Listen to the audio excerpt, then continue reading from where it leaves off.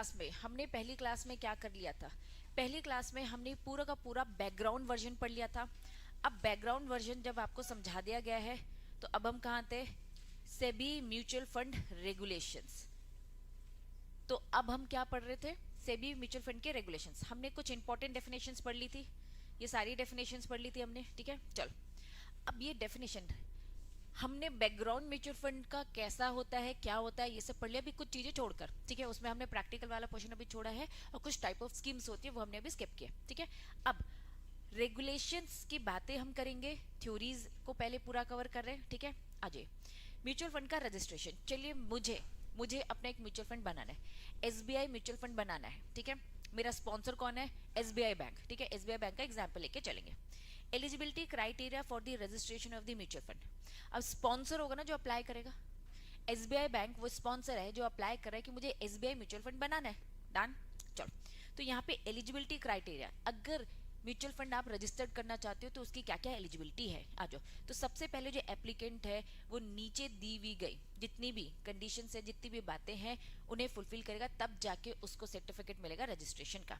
यहाँ मेरा एप्लीकेंट से मतलब कौन है? स्पॉन्सर। मेरे एग्जाम्पल में स्पॉन्सर कौन है? SBI bank. चलो, एसबीआई बैंक स्पॉन्सर है, वो नीचे दी हुई गई सारी की सारी कंडीशन अगर फुलफिल करता है, ये सारी चीजें करता है, तो यस, उसका रजिस्ट्रेशन हो जाएगा एसबीआई म्यूचुअल फंड का। चलिए, स्पॉन्सर हैव, इंपॉर्टेंट क्या होना चाहिए? जो स्पॉन्सर म्यूचुअल फंड के लिए रजिस्टर्ड करना चाहता है उसका साउंड ट्रैक रिकॉर्ड होना चाहिए। एंड बस साउंड ट्रैक रिकॉर्ड नहीं, और क्या होना चाहिए? जनरल रेपुटेशन उसकी अच्छी होनी चाहिए, फेयरनेस को लेके, और इंटीग्रिटी। इंटीग्रिटी मतलब कि ईमानदारी, ऑनेस्टी को लेके। तो भैया sound track record and general reputation उसकी फेयरनेस और इंटीग्रिटी को लेकर अच्छी होनी चाहिए, दो बातें। यहां इन्होंने बोला भैया साउंड ट्रैक रिकॉर्ड से मतलब क्या है? साउंड ट्रैक रिकॉर्ड से मतलब क्या है? नीचे अब लंबी चौड़ी डेफिनेशन बता दी, 1 2 3 4 5। अब हम पहला पॉइंट समझ में आया। पहला पॉइंट क्या बोलता है? साउंड ट्रैक रिकॉर्ड होना चाहिए और जनरल रेपुटेशन उसकी अच्छी होनी चाहिए, ठीक है। साउंड ट्रैक रिकॉर्ड से मतलब क्या है ये भी आगे चलकर पढ़ेंगे, आगे चलकर पढ़ेंगे। नीचे सारी चीजें स्किप, नीचे आ जाओ। आपका ए पॉइंट, ए पॉइंट क्या था? ए पॉइंट क्या था? स्पॉन्सर, इसको ए पॉइंट लिखो, ठीक है। आपकी बुक ने थोड़ी सी कंजूसी कर रखी है। क्या कंजूसी कर रखी है?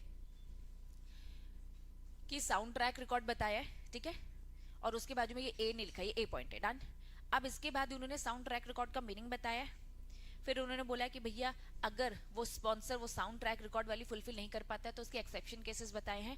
इन सब के बाद आपको एक हेडिंग मिलेगी, applicant is fit and proper person. इसे नेक्स्ट पॉइंट बोलेंगे। वो ए पॉइंट था और ये ए पॉइंट है, प्लीज आप लिखेंगे नहीं तो कंफ्यूजन हो जाएगी। ये वाला पॉइंट बोला क्या? Applicant fit and proper person है, ठीक है। चलो, अब यहां से मैं कंटिन्यू बता रही हूँ, अभी थोड़ी देर के लिए वो है ना, जब ये एंड हो जाएगा उसके बाद बताऊंगी। चलिए, एक स्पॉन्सर है, इसे म्यूचुअल फंड बनाना है तो कुछ कंडीशन फुलफिल करनी पड़ेगी। पहला, स्पॉन्सर खुद अपने आप में क्या होना चाहिए? उसका साउंड ट्रैक रिकॉर्ड होना चाहिए। एंड क्या होना चाहिए? उसकी जो रेपुटेशन होनी चाहिए। सिद्धार्थ बैठे रहो, मैं बाहर, उस पीछे जाओ, किसी को उठाना नहीं है, मैंने 10 बार बोला है, तुम लोग ये बात अभी तक नहीं मानते हो। चलो वापस। दूसरी बात क्या होनी चाहिए? एप्लीकेंट क्या होना चाहिए? फिट होना चाहिए और प्रॉपर पर्सन होना चाहिए। डबल ए पॉइंट, ठीक है। चलो, बी पॉइंट, बी पॉइंट क्या बोलता है? If in case of the, क्या लिखा है? Existing mutual fund. अगर कोई एग्जिस्टिंग म्यूचुअल फंड है, एग्जिस्टिंग म्यूचुअल फंड है, पुराना है, such fund is in the form of trust. तो साफ नॉर्मल बातें बता रहे कि भैया म्यूचुअल फंड, अगर म्यूचुअल फंड बनाने आ रहे तो ट्रस्ट के फॉर्म में ही बनाना। लेकिन इफ इन केस आपका पुराना एग्जिस्टिंग म्यूचुअल फंड है, और जो पुराना एग्जिस्टिंग म्यूचुअल फंड है तो उसका फॉर्म भी क्या होना चाहिए? ट्रस्ट फॉर्म ही होना चाहिए। और ट्रस्ट डीड सेबी से अप्रूव करा दो। हम पढ़ रहे सेबी रेगुलेशन, ठीक है। चलो, सेबी रेगुलेशन है, ठीक है। अब मैं म्यूचुअल फंड बनाने जा रही हूँ, तो जब मैं म्यूचुअल फंड बनाने जाऊंगी तो किस फॉर्म में बनाऊंगी? ट्रस्ट फॉर्म में। और एक ट्रस्ट डीड भी बनेगी जिसे सेबी से अप्रूव कराना है। If in case mutual fund पहले से था और सेबी रेगुलेशन नया आया, तो भाई आपका म्यूचुअल फंड जिस किसी भी फॉर्म में है उसे आप क्या बना दो? ट्रस्ट के फॉर्म में बनाओ और अपनी एक ट्रस्ट डीड तैयार करो। क्लैरिटी है? पहला पॉइंट, साउंड ट्रैक रिकॉर्ड होना चाहिए। दूसरा, फिट एंड प्रॉपर पर्सन होना चाहिए। तीसरा, एग्जिस्टिंग है तो ट्रस्ट फॉर्म में और ट्रस्ट डीड सेबी से अप्रूव करा दो। डन। चलो, C point, sponsor has contribute या कॉन्ट्रीब्यूट कितना? 40% of net worth of the asset management company. Asset management company में 40% कंट्रीब्यूट होना चाहिए। मतलब एसेट मैनेज कंपनी का जब हम टोटल नेटवर्थ देखेंगे तो ये नेटवर्थ का जो ये पैसा होगा, ये पैसा किसने लगाया है? स्पॉन्सर ने लगाया होना चाहिए। ये बात तो हमने ऊपर भी पढ़ी थी, ठीक है। तो हम जब बेसिक बैकग्राउंड समझ रहे थे तो उस टाइम पर ही हम थोड़ी बहुत सेबी के रेगुलेशंस भी पैरेलली समझते जा रहे थे। अब यहाँ पे एक साथ क्लब होकर पढ़ रहे हैं, ठीक है। तो एक अच्छा है ना, हमने क्या बोला? स्पॉन्सर, तुमको एक म्यूचुअल फंड बनाना है तो आ जाओ, sound track record, fit and proper person होना चाहिए, पुराना है तो भैया नए फॉर्म में बना दो। नेक्स्ट, स्पॉन्सर, तुम्हें पैसा लगाना है, एसेट मैनेजमेंट कंपनी आप बनाओ, उसमें आपका 40% पैसा इन्वॉल्व होना चाहिए। यहाँ तक क्लियर है? हाँ, सबसे पहले स्टार्ट मैंने क्या बताया था? म्यूचुअल फंड एक ट्रस्ट के फॉर्म में, तो इसलिए उसमें ट्रस्टी होता है। म्यूचुअल फंड ट्रस्ट के फॉर्म में बनेगा और इंडियन ट्रस्ट एक्ट फॉलो करेगा। पढ़ा था अपन ये, ठीक है। चलो, however any person who hold 40% और मोर ऑफ द नेटवर्थ, चलो मैं SBI bank asset management company में कितना पैसा लगाऊंगा? अपना 40%। मतलब एसेट मैनेजमेंट कंपनी का पूरा पैसा देखा जाएगा, उसमें 40% जो नेटवर्थ होगी वो किसने दी होगी? स्पॉन्सर ने। क्लैरिटी है? चलो, लेकिन if in case any person मेरे अलावा है तो भैया 100% ना, एसेट मैनेजमेंट कंपनी का 100% पैसा जो भी नेटवर्थ होगा उसका 40% स्पॉन्सर का। लेकिन if in case however any person किसी और का हु होल्ड 40 या मोर देन 40 या फिर 40 से ज्यादा net worth of asset management company, तो हम मान लेंगे कि वो क्या है? डीम्ड, ठीक है। चलो, एक पंजाब नेशनल बैंक ने भी पैसा लगा दिया इसमें एसेट मैनेजमेंट कंपनी में। कितना लगा दिया? 40% लगा दिया उसने। तो मैंने तो बोला मैं तो हूँ स्पॉन्सर, मैं तो स्पॉन्सर हूँ, मेरी एसेट मैनेजमेंट कंपनी है, मैं तो इसमें स्पॉन्सर हूँ, 40% मैंने लगाया। लेकिन किसी और पर्सन ने भी इसमें 40% लगा लिया तो मान लिया जाएगा कि वो क्या है? Deemed sponsor. और अगर वो डीम्ड स्पॉन्सर हो गया है तो उसको फुलफिल करनी पड़ेगी सारी एलिजिबिलिटी क्राइटेरिया रेगुलेशन के हिसाब से। मैं तो बता रही हूँ मैं स्पॉन्सर हूँ, ये नहीं बता रहा स्पॉन्सर है। इसने बोला, एक ने बताया और उतना पैसा भी डालो, लेकिन एक इंसान को क्या बोल दिया? अगर तुमने पैसा इतना लगाया है तो मान लिया जाएगा, मान लिया जाएगा कि आप क्या हो? आप क्या हो? स्पॉन्सर हो। अब आपको स्पॉन्सर के सारे रूल्स रेगुलेशन की कंडीशन फुलफिल करनी पड़ेगी। क्लैरिटी है? हाँ, बिल्कुल हो सकते हैं। दो प्रमोटर हो सकते हैं क्या? बिल्कुल हो सकते हैं, ठीक है। प्रमोटर वाला फील करो। चलो, स्पॉन्सर या एनी इट्स डायरेक्टर या प्रिंसिपल ऑफिसर, ठीक है, to the employ by the mutual fund. Mutual fund का स्पॉन्सर, म्यूचुअल फंड का स्पॉन्सर, म्यूचुअल फंड का डायरेक्टर, म्यूचुअल फंड का प्रिंसिपल ऑफिसर, ठीक है, employed by the mutual fund should not be in guilty. क्या बोल दिया भाई? म्यूचुअल फंड के ये सारे लोग कौन कौन से लोग? वापस से, स्पॉन्सर या फिर एनी ऑफ इट्स डायरेक्टर या फिर प्रिंसिपल, ये सारे के सारे लोग नहीं होने चाहिए गिल्टी ऑफ द फ्रॉड। भाई हमें अच्छे लोग चाहिए जो म्यूचुअल फंड का बिजनेस खड़ा कर रहे हैं, उनका ट्रैक रिकॉर्ड तो अच्छा ही होना चाहिए, आप फ्रॉड में इन्वॉल्व ना हो। Convicted of the offence involve moral turpitude has not found guilty of any economic offense। आप कहाँ कहाँ फंसे ना हो, आपने फ्रॉड ना किया हो, आप मॉरल टर्पिट्यूड में कन्विक्टेड ना हो, और इकोनॉमिक ऑफेंस में भी आप गिल्टी फाउंड ना हो। मॉरल टर्पिट्यूड के कुछ एग्जांपल्स बता रही हूँ। अक्सर ये मॉरल टर्पिट्यूड ना सामने आ जाता है। क्या है मॉरल टर्पिट्यूड? मॉरल टर्पिट्यूड में आते हैं कि आपने किसी के साथ फ्रॉड करा, चीटिंग किया, है ना, घूस वगैरह दे रहे हो आप, ठीक है, चोरी चकारी का काम कर रहे हो, ठीक है, फर्जीवाड़ा कर रहे हो, रिश्वत दे रहे हो, सब कुछ, मतलब ये सब मॉरल टर्पिट्यूड है। तो मॉरल टर्पिट्यूड के अंदर आप फंसे ना हो। क्लैरिटी है? बताओ पक्का? चलो वापस से हम क्या पढ़ रहे हैं? म्यूचुअल फंड में का स्पॉन्सर, स्पॉन्सर के उनके डायरेक्टर और फिर बोला उनके एम्प्लॉइज, ठीक है। साफ साफ इन सारी चीजों में ना हो, तीन चीजों में ना हो। पहला क्या टर्म बोला? पहला क्या बोला? गिल्टी ऑफ फ्रॉड ना हो। दूसरा, मॉरल टर्पिट्यूड में कन्विक्टेड ना हो। इकोनॉमिक ऑफेंस, है ना, इकोनॉमिक ऑफेंडर ना हो। डन। चलो next, appointment of the trustee act as a trustee. भाई आपको अब बाकी भी चीजें करनी है, आप एक ट्रस्टी को अपॉइंट कर लो रूल्स रेगुलेशन के हिसाब से, आप एसेट मैनेजमेंट कंपनी को अपॉइंट कर लो रूल्स रेगुलेशन के हिसाब से, आप अपॉइंट कर लो कस्टोडियन को जो अपनी कस्टडी में रखेगा सिक्योरिटी, गुड्स, गोल्ड रिलेटेड कुछ भी हो सकते हैं ना। हो सकता है सिक्योरिटीज में लेना देना है म्यूचुअल फंड का तो सिक्योरिटीज रखेगा, गुड्स में होगा तो गुड्स रखेगा, गोल्ड में लेना देना है, हम पैसा कहीं भी इन्वेस्ट कर सकते हैं ना म्यूचुअल फंड, तो गोल्ड है एसेट, तो गोल्ड है या फिर गोल्ड रिलेटेड इंस्ट्रूमेंट है, एनी अदर एसेट जो भी है रेगुलेशन के हिसाब से। तो EFG ये पॉइंट्स क्या बोलते हैं? किसे किसे अपॉइंट कर लो? ट्रस्टी को। दूसरा क्या बोला? Asset management company. तीसरा क्या? कस्टोडियन। ठीक है, तो अभी हमने टोटल कितनी बातें पढ़ी? 7। चलो किसी को भी, वापस आएंगे हेडिंग, म्यूचुअल फंड का रजिस्ट्रेशन हो रहा है, ठीक है, किसी भी स्पॉन्सर को म्यूचुअल फंड का रजिस्ट्रेशन करना है तो म्यूचुअल फंड आप हो एप्लीकेंट, आप एप्लीकेशन दोगे, लेकिन एप्लीकेशन देने से पहले प्लीज ये सारी चीजें कंफर्म कर लेना। पहला क्या होना चाहिए, साउंड ट्रैक रिकॉर्ड होना चाहिए आपका, और जनरल रेपुटेशन आपकी फेयरनेस इंटीग्रिटी को लेकर अच्छी होनी चाहिए। फिर सीधा सेकंड पॉइंट हम क्या पढ़ते हैं, फिट एंड प्रॉपर पर्सन। फिर अगर आप पुराने हो तो ट्रस्ट के फॉर्म में और डीड बनी होनी चाहिए। नेक्स्ट पॉइंट क्या बोलता है, 40% net worth asset management company sponsor तुम लगाओगे। इसी के अंदर हमने पढ़ा इफ कोई और भी है तो वो डीम्ड है और उसे बाकी के रेगुलेशन स्पॉन्सर के फुलफिल करने पड़ेंगे, अदरवाइज तुम अपने नेटवर्थ कम कर दो तुम्हें अगर नहीं आना है तो। नेक्स्ट पॉइंट क्या बोलता है, स्पॉन्सर, डायरेक्टर, एम्प्लॉय इन सारे केसेस में फंसा नहीं होना चाहिए। 3 केसेस पड़े, ट्रस्टी को अपॉइंट करो, एसेट मैनेजमेंट कंपनी और कस्टोडियन को। डन। चलो अब आपने ओवरऑल सारी चीजें पढ़ ली, लेकिन पहला पॉइंट जो उन्होंने बोला ना, sound track record, very important. Sound track record से मतलब क्या है, यहाँ इन्होंने एक्सप्लेनेशन दे रखा है। आओ साउंड ट्रैक रिकॉर्ड से मतलब क्या है, एक स्पॉन्सर का साउंड ट्रैक रिकॉर्ड होना चाहिए। मेरे एग्जाम्पल में स्पॉन्सर कौन है, एसबीआई बैंक। क्या कौन सा म्यूचुअल फंड लेके आना चाहते हैं, एसबीआई म्यूचुअल फंड। चलो तो एसबीआई बैंक का साउंड ट्रैक रिकॉर्ड है, मतलब ये पूरी 5 कंडीशन फुलफिल होनी चाहिए। पहला, बिजनेस कर रहे हैं वो किसका, फाइनेंशियल सर्विसेज। मैं क्यों बैंक को ही नाम लेती हूँ, क्योंकि बच्चों कंडीशन ही ऐसी है। क्या बोला है कि भैया स्पॉन्सर तुम्हारा ट्रैक रिकॉर्ड अच्छा है, इसका मतलब हमारा मतलब क्या है, आपका बिजनेस किससे है, फाइनेंशियल सर्विस, और कब से है, पिछले 5 सालों से आप फाइनेंशियल बिजनेस कर रहे हो, ठीक है, फाइनेंशियल सर्विसेज में इन्वॉल्व हो। नेक्स्ट, एंड लिखा है, सब में एंड लिखा है, मतलब सारी कंडीशन एक साथ फुलफिल। नेटवर्थ, नेटवर्थ कैसे आती है, एसेट माइनस लायबिलिटी करके आती है, ठीक है। नेटवर्थ आपका क्या है, पॉजिटिव होने चाहिए, कब से, पिछले 5 साल से। पिछले 5 साल से आप फाइनेंशियल सर्विसेज दे रहे हो, पिछले 5 साल से आपका पॉजिटिव नेटवर्थ है। दो बातें। तीसरी बात, लिक्विड नेटवर्थ। चलो नेटवर्थ तो समझ में आता है, एसेट माइनस लायबिलिटी, कुछ पॉजिटिव होना चाहिए। लिक्विड बोल दिया, लिक्विड मतलब क्या, कैश फॉर्म में होना चाहिए। चलो, liquid net worth is more than the propose capital contribution of the sponsor in the asset management company.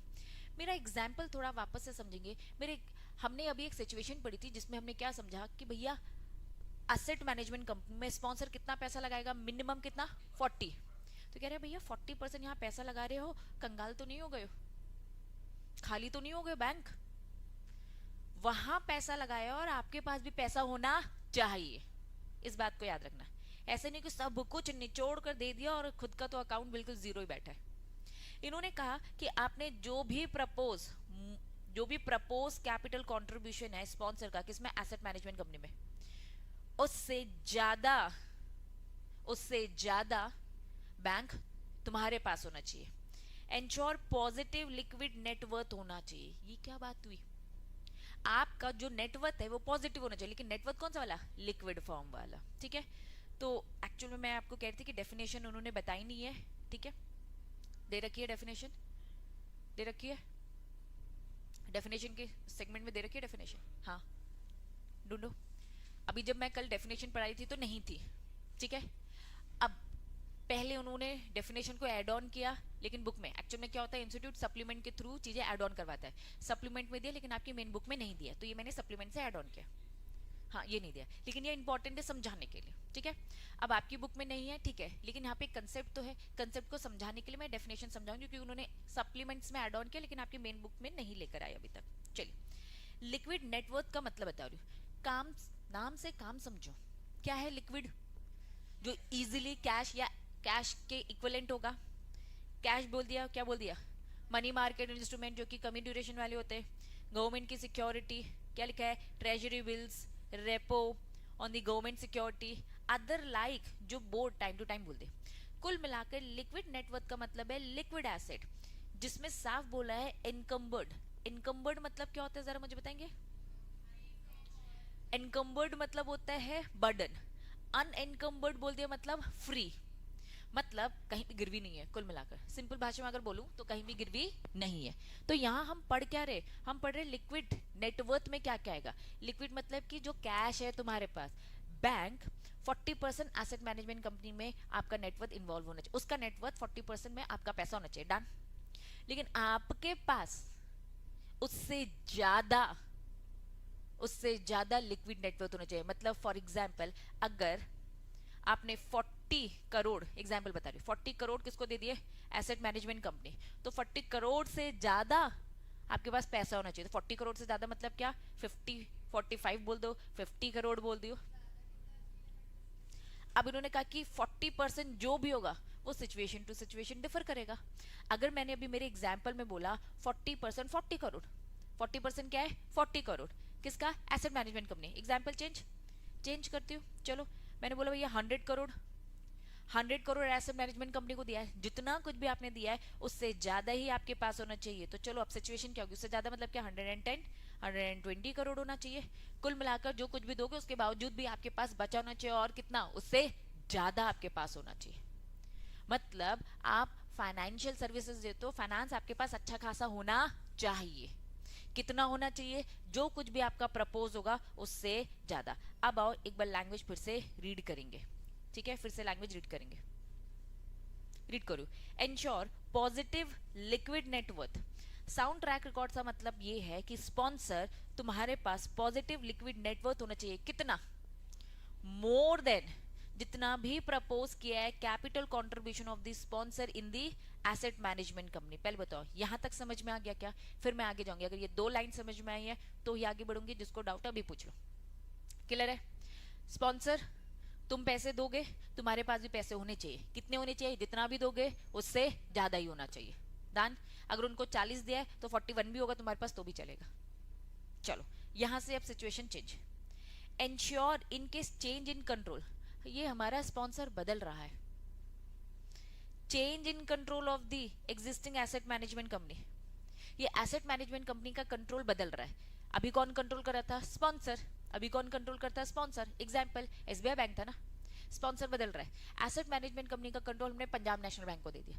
If in case अगर ऐसी सिचुएशन आती है कि चेंज होता है control existing asset management company का, क्यों चेंज हो रहा है, due to acquisition of share, ठीक है। एसबीआई बैंक ने अपने जो भी शेयर्स है वो किसको बेच दिए भैया, किसको बेच दिए, Punjab National bank, Punjab National bank ने एक्वायर कर लिया एसेट मैनेजमेंट कंपनी के, तो कंट्रोल चेंज हो रहा है। इफ इन केस चेंज होता है तो positive liquid net worth of the sponsor, कौन सा स्पॉन्सर, न्यू स्पॉन्सर, मेरे एग्जांपल के अकॉर्डिंग न्यू स्पॉन्सर कौन हो गया अब, Punjab National bank. Punjab National bank तुमको भी यही करना है, सेम न्यू स्पॉन्सर या फिर वही जो फंड दे रहा है sponsor is the extend the aggregate, आपको भी मेंटेन करना है, लेकिन एग्रीगेट कितना, साफ बोल दिया आपका, हम देखेंगे par value, aggregate par value और market value propose to be acquired whichever is higher.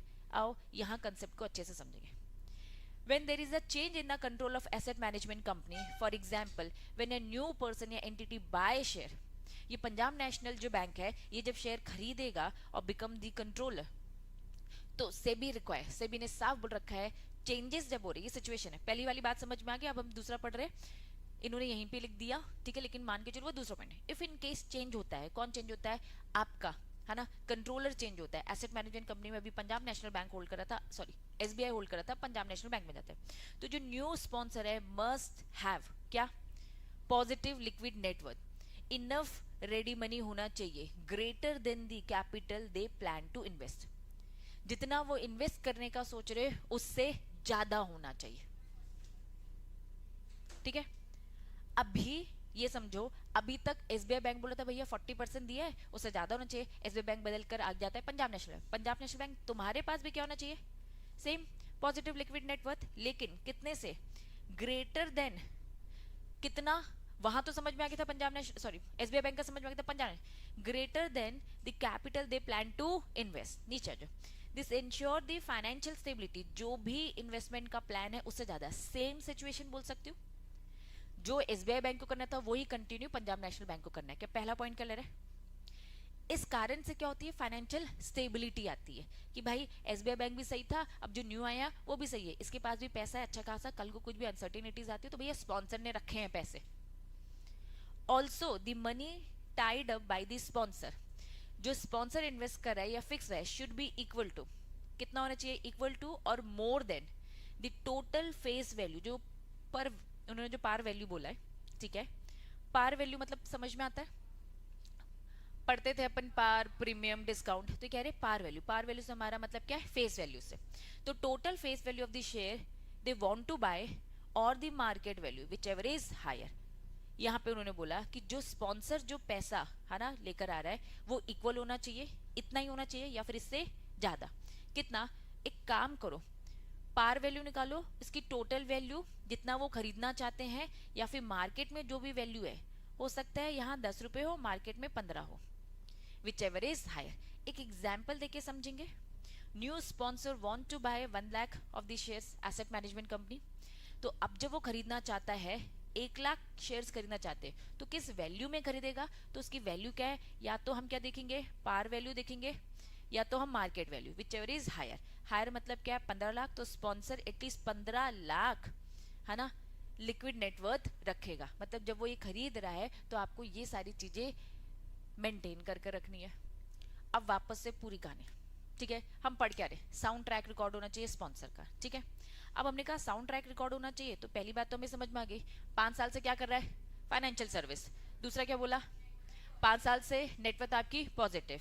तीसरा क्या बोला, पॉजिटिव लिक्विड नेटवर्थ होना चाहिए। कितना होना चाहिए? जितना भी उनको दोगे एसेट मैनेजमेंट कंपनी उससे ज्यादा।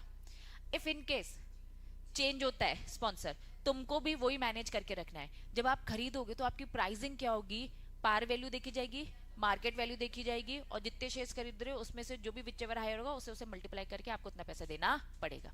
क्लैरिटी है? पक्का? नीचे आ जाओ। आपका नेट प्रॉफिट होना चाहिए। आपका क्या होना चाहिए? Net profit.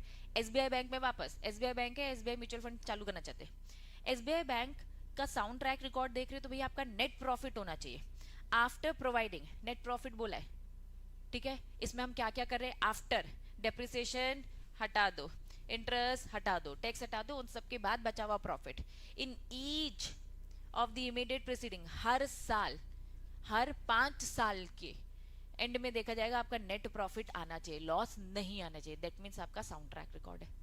सब में एंड लिखा है। और लास्ट वाला पॉइंट क्या बोल दिया, एवरेज। समझना कंसेप्ट को, average net annual profit. Fourth वाला पॉइंट क्या बोलता है, हर साल आपका नेट प्रॉफिट आना चाहिए। और ये लास्ट वाला पॉइंट क्या बोलता है, एवरेज आपका प्रॉफिट आना चाहिए, वही डेप्रिसिएशन, इंटरेस्ट और टैक्स डिडक्ट करके, लेकिन एवरेज कितने साल का, प्रीसीडिंग क्या बोल दिया, 5 years ऑफ एटलीस्ट, मतलब पिछले 5 साल में आपका हर साल तो प्रॉफिट होना चाहिए। और नेक्स्ट पॉइंट क्या बोलता है, एवरेजिंग कितनी होनी चाहिए, कम से कम 10 करोड़ की। दोनों में डिफरेंस क्या है? क्या तुम्हें आईसीडीआर वाला पॉइंट याद आ रहा है, हर साल प्रॉफिट होना चाहिए और एवरेजिंग 15 करोड़। यहाँ पे भी उन्होंने ये बोला, जब एवरेज देखा जाएगा तो 10 करोड़ होगा, लेकिन किसी भी एक साल में भी ऐसा नहीं होना चाहिए कि आपको प्रॉफिट नहीं हुआ। तो ये दोनों एक दूसरे से कनेक्टेड है, ठीक है। हर साल प्रॉफिट और सबका एवरेज कम से कम 10 करोड़। अब कितनी बातें पढ़ ली हमने, 5। एक बार सबको क्लब करेंगे। एक स्पॉन्सर तभी आएगा, एक स्पॉन्सर तभी आएगा जब उसका साउंड ट्रैक रिकॉर्ड होगा। साउंड ट्रैक रिकॉर्ड से मतलब क्या, पिछले 5 साल में फाइनेंशियल सर्विसेज दे रहे हो, पिछले 5 साल में नेटवर्थ पॉजिटिव, नेटवर्थ आपकी हमेशा पॉजिटिव होनी चाहिए। आप जितना भी लगाओगे उससे ज्यादा आपका लिक्विड नेटवर्थ, लिक्विड का मतलब समझ में आ गया, ठीक है, कैश है, कैश का इक्विवेलेंट। अब चेंज होता है तो उसको भी सेम मैनेज करना है।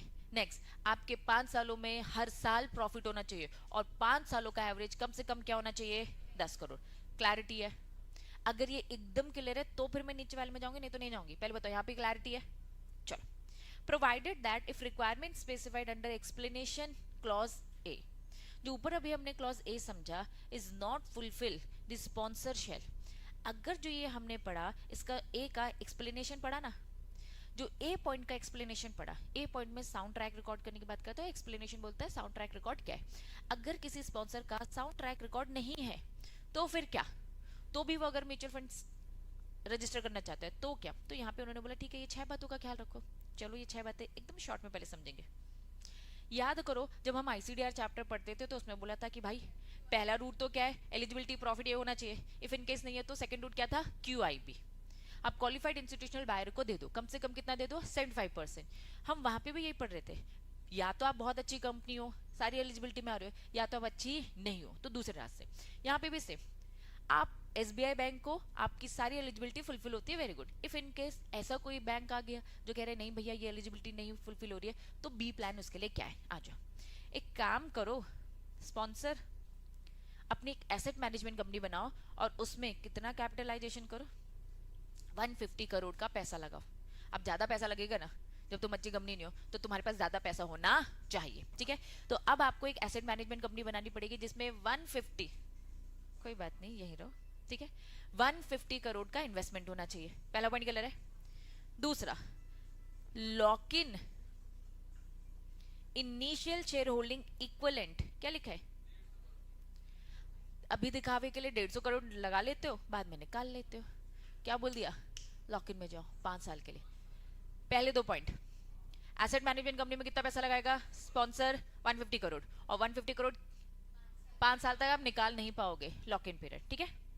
रिक्वायर, क्या रिक्वायर चाहिए, एक्सपीरियंस पर्सन मतलब स्टाफ विद द कंबाइन कितना 30 years of experience in the key role. तुम्हारे बुक के अगर इसमें जाऊंगी तो पूरी लिस्ट दे रखी है, हम 30 इयर्स के एक्सपीरियंस की डिमांड किससे कर रहे हैं भैया, आपका चीफ एग्जीक्यूटिव ऑफिसर, आपका चीफ ऑपरेटिंग ऑफिसर, आपका चीफ रिस्क ऑफिसर, आपका चीफ कंप्लायंस ऑफिसर, आपका चीफ इन्वेस्टमेंट ऑफिसर, ये सब क्या होने चाहिए, 30 इयर्स का एक्सपीरियंस होना चाहिए। क्या 3 बातें समझ में आई। वापस आप क्या कर रहे हो, एसेट मैनेजमेंट कंपनी का नेटवर्थ अब आप कितना लगाएंगे, 150 करोड़ लगाएंगे। ये 150 करोड़ कितने साल के लॉक इन में जाएगा, 5 साल में जाएगा। और अपॉइंट करना पड़ेगा आपको एसेट मैनेजमेंट कंपनी में। एसेट मैनेजमेंट कंपनी में ऐरे गहरे लोग नहीं बैठेंगे, एक्सपीरियंस, और कितने सालों का एक्सपीरियंस, 30 साल का एक्सपीरियंस। मतलब ये करोगे तब जाके आप बना पाओगे, इसीलिए म्यूचुअल फंड थोड़ा सा ज्यादा फिर भी कंपैरिजन वाइज सेफेस्ट, लेकिन still subject to market risk, ठीक है। हाँ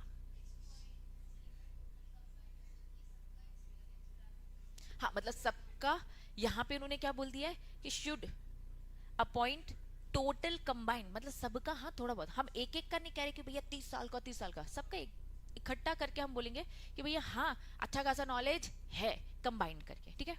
3 बातें समझ में आ गई है, पक्का, चलो। ठीक से बैठ पहले तो तू तो ऐसे पसर के बैठेगा। नेक्स्ट, स्पॉन्सर, अब ये तो समझ में आता है ना बच्चों, समझ में आता है। स्पॉन्सर का positive liquid net worth must be cover, क्या लिखा है, incremental capitalisation and shares acquisition, क्या बोल रहा है। जब हम बोल रहे थे कि भैया एसेट मैनेजमेंट कंपनी में, पुराने वाले में जा रही हूँ, एसेट मैनेजमेंट कंपनी में स्पॉन्सर कितना डालेगा, 40%, और उससे ज्यादा तुम्हारा होना चाहिए। जब हमने यहाँ पे बोला कि कितना डाला है 150 करोड़, तो आपका पॉजिटिव लिक्विड नेटवर्क भी क्या होना चाहिए, 150 करोड़ से ज्यादा। क्लैरिटी है, पक्का, सेम वही सारी चीजें, पक्का। चलो आगे, लॉक इन स्टेक इक्विवेलेंट कितना लिखा है, 150 करोड़ इन case of the acquiring existing asset management company. Same यहाँ पे वो यही कह रहा है कि भैया लॉक इन में जाएगा, क्या जाएगा आपका, लॉक इन में जाएगा। अगर आप एग्जिस्टिंग हो तो जितना भी आपने पैसे लगाया आप लॉक इन में जाओगे, ठीक है। यहाँ पे 4th पॉइंट बोल रहा है, ensure in case of acquisition existing asset management company, अगर इफ इन केस आपकी कंपनी कौन सी है, acquisition of existing asset management company है, sponsor shall have minimum positive liquidation incremental capitalisation require ensure. Existing asset management company को acquire किया है, ऊपर की एक सिचुएशन पड़ी थी, इफ इन केस एक स्पॉन्सर का कंट्रोलर, सॉरी स्पॉन्सर बदल जाता है, ठीक है, डीम्ड बोल सकते, पंजाब नेशनल बैंक वाला एग्जांपल, कि भैया एसबीआई की जगह अब पंजाब नेशनल बैंक आ गया है, ठीक है।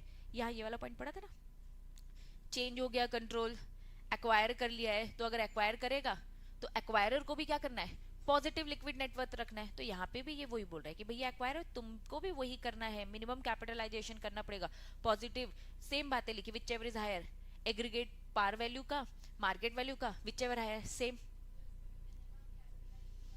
150 करना पड़ेगा, ठीक है। अगर आपने 150 किया है तो भैया 150 से ज्यादा आपके पास होना चाहिए, सेम आपको वही करना पड़ेगा जो पुराना वाला कर रहा था, ठीक है। चलो 5th पॉइंट क्या बोलता है, ये तो समझ में आ गया स्पॉन्सर, 4th वाला पॉइंट, ठीक है। 5th पॉइंट क्या बोलता है, लॉक इन में जाएगा, एंश्योर एक्विजिशन, जो स्टेक है आपका भी कहाँ जाएगा, जब पंजाब एसबीआई बैंक कर रहा था ना वो भी 5 साल के लॉक इन में था, अब अगर चेंज होकर पंजाब नेशनल बैंक आ जाता है तो वो भी लॉक इन में जाएगा, वही 5 साल के लिए, ठीक है। चलो 6 पॉइंट फॉलो करना पड़ेगा, adhere additional condition specified by the board. अगर कोई प्राइवेट इक्विटी फंड या पूल इन्वेस्टमेंट व्हीकल ये लोग स्पॉन्सर के साथ आते हैं मे ऑल्सो स्पॉन्सर तो सब्जेक्ट टू कंडीशन, आपको एक्स्ट्रा कंडीशन फुलफिल करनी पड़ेगी। कुल मिलाकर हम क्या पढ़ रहे हैं, आपकी कंपनी का अच्छा साउंड ट्रैक रिकॉर्ड नहीं है एज एन स्पॉन्सर, लेकिन स्टिल आपको म्यूचुअल फंड को रजिस्टर करना है। तो कंडीशन क्या है, एसेट मैनेजमेंट कंपनी में 150 करोड़ का पैसा लगाओ, एसबीआई बैंक, कितने साल के लॉक इन में जाएंगे, 5 साल। आपको एक्सपीरियंस पर्सनल को इकट्ठा करना पड़ेगा, सबका combined 30 years. If fourth point और फिफ्थ पॉइंट दूसरी सिचुएशन की बात कर रहा है, if in case Punjab National bank खरीद लेता है, वो एक्वायरर बनता है, तो आपको भी वही पॉजिटिव लिक्विड नेटवर्थ रखना पड़ेगा, ठीक है, जो अभी एसबीआई बैंक कर रहा था, आपका भी उसी लॉक इन पीरियड में जाएगा, ठीक है, जो अभी तक एसबीआई बैंक के साथ हो रहा था वो सब अब पंजाब नेशनल बैंक तुम्हारे साथ होगा। एग्जाम्पल समझ में आ रहा है, फिफ्थ पॉइंट समझ में आ गया। 6 बोलता है इफ इन केस दूसरे लोग भी हैं तो इनकी एडिशनल कंडीशंस होंगी। क्लैरिटी है, ठीक है। अब मुझे बताओ, पहला समझ में आ गया एसेट मैनेजमेंट कंपनी में 50 करोड़, सेकंड समझ में आ गया क्या 5 साल का लॉक इन, थर्ड समझ में आ गया है एक्सपीरियंस लोग होने चाहिए, फोर्थ और फिफ्थ ये दोनों के दोनों किसकी बात कर रहे हैं, अगर खरीद लिया जाता है, अगर ओनर बदल जाते हैं तो, ठीक है। चलो फोर्थ पॉइंट बोलता है ensure acquisition of existing asset management company, SBI bank से, हाँ डीम में भी अप्लाई होगा, ठीक है। चलो वापस, acquisition of existing asset management company, मेरे एग्जांपल में एसबीआई बैंक के एसेट मैनेजमेंट कंपनी किसने खरीद लिया है, पंजाब नेशनल बैंक में। क्लैरिटी है, पहले बताओ। यहाँ पर यही समझा था, यहाँ समझ में आ गया था, इसलिए मैंने कहा था ये समझ में आ गया तो ये आगे बढ़ेंगे। यहाँ समझ आ गया था ना, पंजाब नेशनल बैंक ने खरीद लिया है, एक्विजिशन हो गया एग्जिस्टिंग एसेट मैनेजमेंट कंपनी का, तो स्पॉन्सर शेल, अब ये न्यू स्पॉन्सर कौन बन गया है, Punjab National Bank. Sponsor shall have minimum positive liquid net worth equal to incremental capitalisation, जितना इंक्रीमेंट हो रहा है हमारा कैपिटलाइजेशन, यहाँ कितना हो रहा है 150 करोड़ हो रहा है, ठीक है 150 करोड़, जितना भी इंक्रीमेंट होता है required to ensure minimum capitalisation, आपको उतना ही एंश्योर करना पड़ेगा एसेट मैनेजमेंट कंपनी को लेकर, आपको पॉजिटिव लिक्विड नेटवर्थ रखनी पड़ेगी स्पॉन्सर, और वही टाइड अप स्पॉन्सर जो भी एग्रीगेट वगैरह जो विच एवर इज हाई, ऊपर जो हमने पढ़ा था। क्लैरिटी है, विशेष समझ में आया।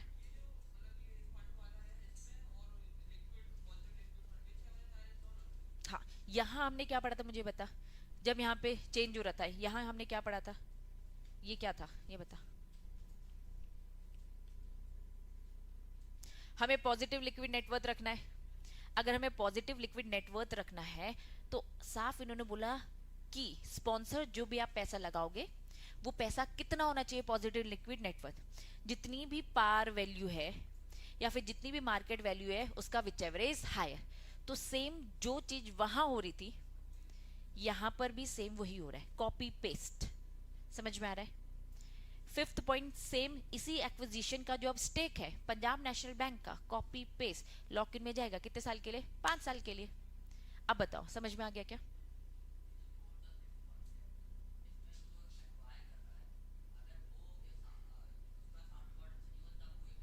हाँ साउंड है तो ऊपर वाली बात है सेम, कॉपी पेस्ट। क्लैरिटी है, चलो अब मुझे बताओ, पूरा कंप्लीट एक साथ अब कंपाइल करेंगे, ठीक है। हमने पढ़ा क्या, एलिजिबिलिटी क्राइटेरिया, किसकी एलिजिबिलिटी क्राइटेरिया, म्यूचुअल फंड की, म्यूचुअल फंड को रजिस्टर करवा रहे, कौन करवाएगा, स्पॉन्सर, एप्लीकेंट कौन है, स्पॉन्सर। चलो स्पॉन्सर, तुम तभी आना जब तुम्हारा साउंड रिकॉर्ड अच्छा, ठीक है। दूसरा, तुम तभी आना जब तुम फिट प्रॉपर हो, अगर एग्जिस्टिंग है म्यूचुअल फंड तो भैया ट्रस्ट फॉर्म में है कि नहीं, डीड है कि नहीं, तो ये सारी चीजें देख लेना। अब इन्होंने साउंड ट्रैक रिकॉर्ड को बहुत डिटेल में बताया। साउंड ट्रैक रिकॉर्ड में उन्होंने बोला हमारा मतलब कि पिछले 5 साल से फाइनेंशियल सर्विसेज जरूर, पिछले 5 साल से आपकी पॉजिटिव नेटवर्थ है। अब क्या बोला, आपका लिक्विड नेटवर्थ पॉजिटिव होना चाहिए, कितना होना चाहिए, मोर देन जितना भी इन्वेस्ट करोगे। इफ इन केस चेंज होता है उसको भी यही फॉलो करना है, दैट्स इट।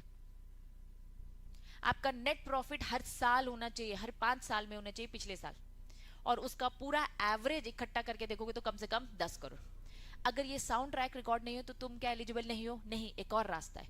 वो एक और रास्ता क्या है कि भैया एसेट मैनेजमेंट कंपनी में 150 करोड़ डाल दो, 5 साल के लिए लॉक इन में जाओ, इफ इन केस कोई और खरीदता है, स्पॉन्सर अगर बदलता है तो भाई उसको भी सेम यही पॉजिटिव लिक्विड नेटवर्थ मेंटेन करना पड़ेगा, वो भी 5 साल के लॉक इन में जाएगा, और अगर कुछ भी एडिशनल बताता है बोर्ड तो वो भी फॉलो करना पड़ेगा। किस केस को लेकर, अगर प्राइवेट इक्विटी फंड इन्वॉल्व होते हैं।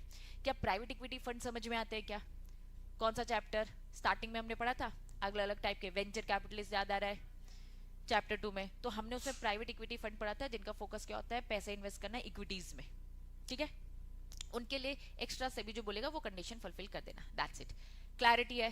तो इस तरीके से रजिस्ट्रेशन होता है। साउंड ट्रैक रिकॉर्ड को बहुत अच्छे से बताया, दैट मीन्स वो अपने आप में क्या हो जाता है, इंपॉर्टेंट, ठीक है। चलो बड़े आगे, जिसका एसी का वहीं कहीं होगा, देखो एक बार। चलो दूसरा इंपॉर्टेंट, बहुत इंपॉर्टेंट है, ध्यान देंगे। नॉर्म्स, थोड़ी देर से देख लेना बच्चों, आओ इधर। किसके नॉर्म्स देख रहे हैं? शेयर होल्डिंग और गवर्नेंस इन म्यूचुअल फंड, ठीक है। अब इसे समझने से पहले आपको इस चार्ट को समझना पड़ेगा। अगर इस चार्ट को समझ लियो तो आपको चीजें याद भी हो जाएंगी और ये इंपॉर्टेंट भी है, ठीक है। आ जाइए, norms for share holding and governance in mutual fund, आओ समझो। एग्जाम्पल में एसबीआई बैंक और पंजाब नेशनल बैंक ही है मेरा, ठीक है। चलो अच्छे से समझना। एसबीआई म्यूचुअल फंड रजिस्टर्ड हो गया है, अभी पढ़ा ना, रजिस्ट्रेशन का प्रोसेस हो गया है, एसबीआई म्यूचुअल फंड रजिस्टर्ड हो गया। एसबीआई म्यूचुअल फंड का स्पॉन्सर मेरे एग्जाम्पल के अकॉर्डिंग कौन है, जरा बताओ।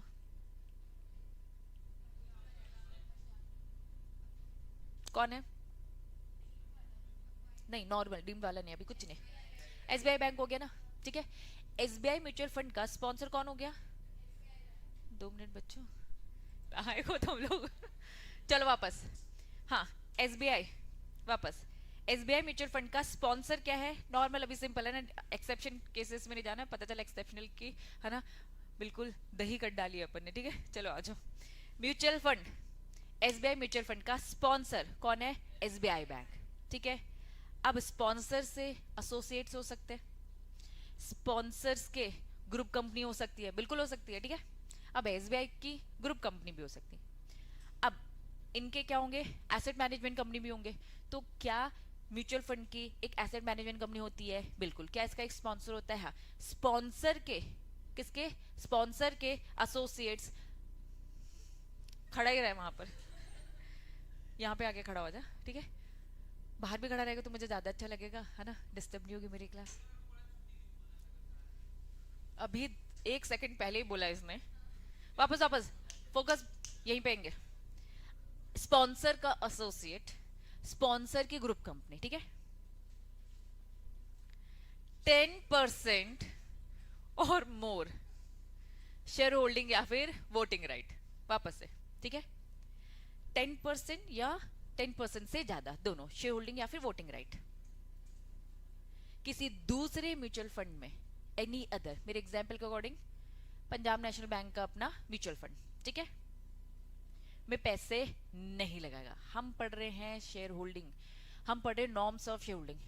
भाई एक बार में एक ही काम करो ना, नहीं तो बहुत कॉम्प्लेक्स हो जाएगा। तो साफ बोल दिया एसबीआई, एक बार तुम्हारी बुक से रीड करो, ठीक है, ताकि तुम्हें समझ में आ जाए। नो, कौन? Sponsor of mutual fund, mutual fund का कौन? स्पॉन्सर, ठीक है। मेरे एग्जाम्पल में कौन? SBI bank.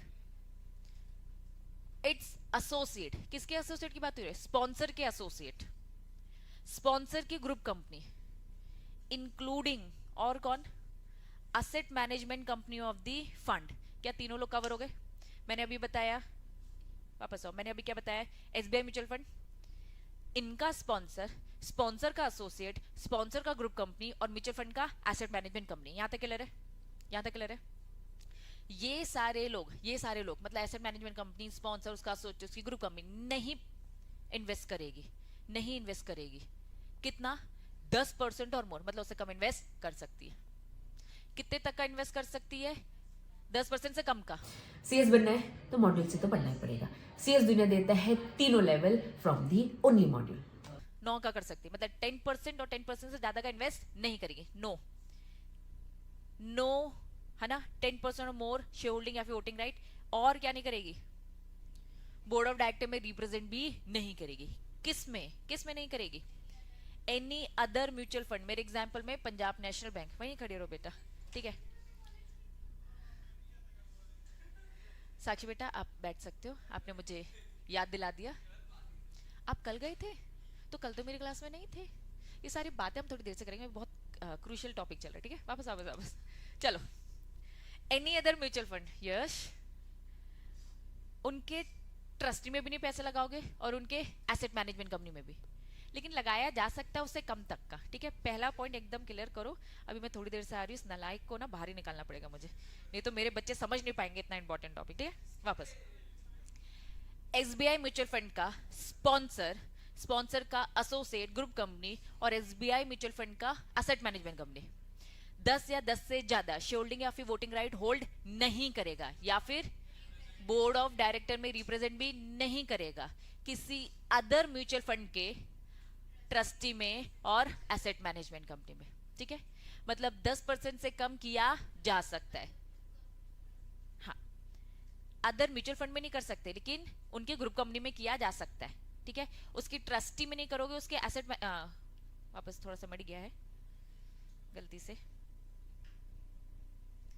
उन नलायक को तो मैं नहीं बताऊंगी जो बातें कर रहे हैं, गप्पे मार रहे हैं, है ना, जिनका ध्यान कहीं और है। ठीक है, चलो ये 2 लाइन फिर से, ये समझ में आ गया। इंक्लूडिंग कौन? Asset management company through the scheme. तो ये लोग स्कीम में पैसा नहीं लगाएंगे। स्कीम किसकी?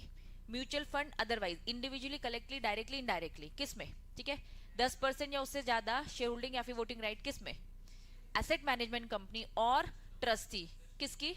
एनी अदर म्यूचुअल फंड, किसी और अदर म्यूचुअल फंड, जैसे कि एग्जांपल पंजाब नेशनल का जो म्यूचुअल फंड है उसके एसेट मैनेजमेंट भी आप मत लगाइए और उनकी ट्रस्टी में भी मत लगाइए, लेकिन 10% या उससे ज्यादा का, दैट मीन्स इनमें लगाया जा सकता है कितना? 10% से कम। अब जो जो नाम दे रखा है ना, बस उसी में रिस्ट्रिक्शंस है, मतलब जिसके नाम नहीं दे रखे उनमें इन्वेस्टमेंट किया जा सकता है। पहले बताओ, यहाँ पे क्लैरिटी है? बता रही हूं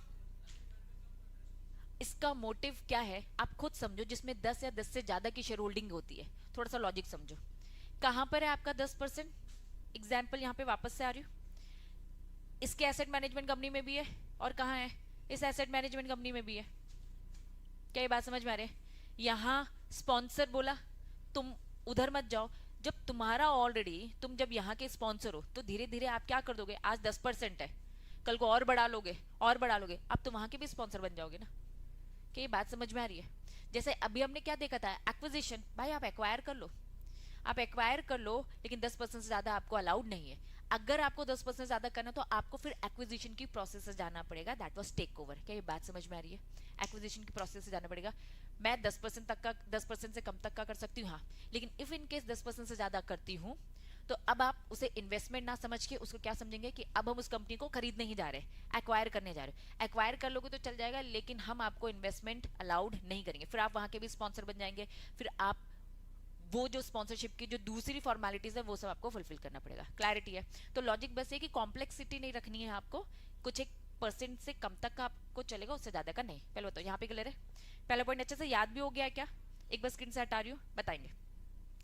बताओ, कोई भी स्पॉन्सर, उसका एसोसिएट, उसकी ग्रुप कंपनी या फिर एसेट मैनेजमेंट कंपनी किसी म्यूचुअल फंड का किसी और म्यूचुअल फंड के एसेट मैनेजमेंट कंपनी में उसके ट्रस्टी में नहीं इन्वेस्ट करेगा 10 या 10 से ज्यादा का शेयर होल्डिंग या फिर वोटिंग राइट, और रिप्रेजेंट बोर्ड ऑफ डायरेक्टर, मतलब उनके बोर्ड ऑफ डायरेक्टर में भी नहीं बैठेगा। एक बार में एक ही काम करो, ठीक है?